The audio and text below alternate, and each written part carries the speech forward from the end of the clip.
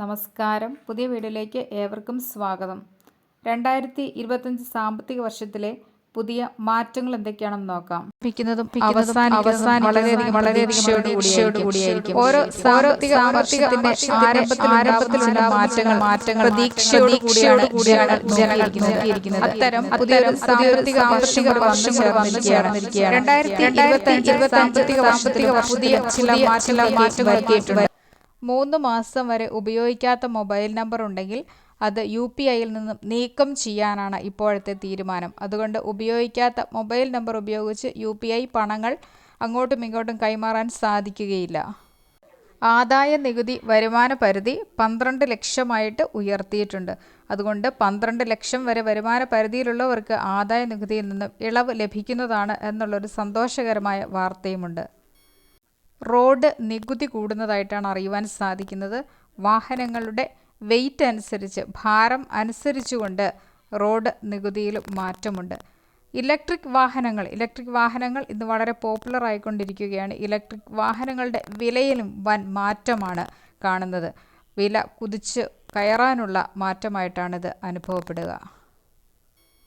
കേരളത്തിൽ തൊഴിലുറപ്പ് പദ്ധതിയുടെ വേതനം കൂടുന്നു. തൊഴിലുറപ്പ് ജീവനക്കാർക്ക് ഇത് സന്തോഷകരമുള്ള ഒരു വാർത്ത തന്നെയാണ്. 369 രൂപയായിട്ടാണ് തൊഴിലുറപ്പ് പദ്ധതിയുടെ വേതനം കൂടുന്നത്. വളരെയധികം പ്രതീക്ഷയോടുകൂടി ഉറ്റുനോക്കിക്കൊണ്ടിരുന്ന ഒരു സാമ്പത്തിക വർഷമാണിത്. പക്ഷേ കുറച്ചൊക്കെ നിരാശയാണ് ഇതിൽ ഉണ്ടാവുക. കാരണം എല്ലാം മാറ്റങ്ങൾ വന്നിരിക്കുന്നത് സാമ്പത്തികം കൂടിക്കൊണ്ടാണ്, നികുതി ഇനത്തിൽ കൂടുതൽ വരുത്തിക്കൊണ്ടാണ്. അതുകൊണ്ട് തന്നെ ഇനി കീറിപ്പോകേണ്ട അവസ്ഥയിലേക്കാണ് കാര്യങ്ങൾ പോകുന്നത്. സാമ്പത്തിക വർഷത്തിലും ചെറുതായിട്ടുള്ള മാറ്റങ്ങളൊന്നുമല്ല ജനങ്ങളെ വലയ്ക്കുന്നത്, വലിയ മാറ്റങ്ങൾ ജനങ്ങളെ വലയ്ക്കുന്നുണ്ട്. അതുകൊണ്ട് തന്നെയും സാമ്പത്തിക വർഷവും പഴയതുപോലെ തന്നെ നിരാശയുടേതാണെന്ന് പറയേണ്ടിയിരിക്കുന്നു. തൊഴിലുറപ്പ് പദ്ധതിക്കാർക്ക് ഒരല്പം വേതനം കൂട്ടിയിട്ടുണ്ട്. അത് സാധാരണക്കാരായ ആളുകൾക്ക് വളരെ സന്തോഷകരമാണ്. എങ്കിലും മറ്റ് രീതിയിലുള്ള സാധനങ്ങളുടെ വിലയിലൊന്നും കുറവ് സംഭവിക്കാത്തത് കൊണ്ട്, വിലക്കയറ്റം കൂടിയത് കൊണ്ട് തന്നെയും സാധാരണക്കാരായ ജനങ്ങൾക്ക് ജീവിക്കുന്നതിന് വളരെയധികം പ്രയാസം നേരിടും എന്നുള്ള കാര്യത്തിൽ യാതൊരു തർക്കവുമില്ല. ഓരോ സാമ്പത്തിക വർഷവും ജനങ്ങൾക്ക് പ്രതീക്ഷകൾ നൽകേണ്ടതാണ്.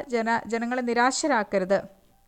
സാമ്പത്തികമായിട്ട് വളരെയധികം ബുദ്ധിമുട്ടിലൂടെയാണ് ഓരോ ജനതയും കടന്നുപോയിക്കൊണ്ടിരിക്കുന്നത്, കേരളത്തിലെ ജനങ്ങൾ പ്രത്യേകിച്ചും. അതുകൊണ്ട് കേരളത്തിലെ ജനങ്ങൾക്ക് ആശ്വാസകരമാകുന്ന തരത്തിലുള്ള ഒരു സാമ്പത്തിക വർഷമായിരുന്നെങ്കിലെന്ന് ആഗ്രഹിക്കുന്നുണ്ട്. അത് നടന്നില്ല. സാമ്പത്തിക വർഷം ഏതെങ്കിലും വിധത്തിൽ ഓരോ ജനങ്ങളും ബുദ്ധിമുട്ടുന്ന കാഴ്ചകളായിരിക്കും കാണേണ്ടി വരിക.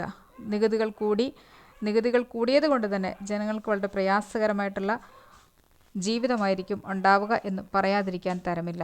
ഓരോ മനുഷ്യനും പ്രതീക്ഷയോടുകൂടി ഓരോ വർഷവും ജീവിക്കാൻ ആഗ്രഹിക്കുന്നു, ഇറങ്ങിത്തിരിക്കുന്നു. പക്ഷേ മാറിവരുന്ന സർക്കാരുകളൊന്നും തന്നെ ഇതിന് അനുകൂലമായിട്ട്, ജനങ്ങൾക്ക് അനുകൂലമായിട്ട് നിൽക്കുന്നില്ല എന്ന് തന്നെ പറയേണ്ടിയിരിക്കുന്നു. സാമ്പത്തിക വർഷം ജനങ്ങൾക്ക് ജീവിക്കാനെങ്കിലും കഴിയട്ടെ എന്ന് ആഗ്രഹിക്കുകയാണ്.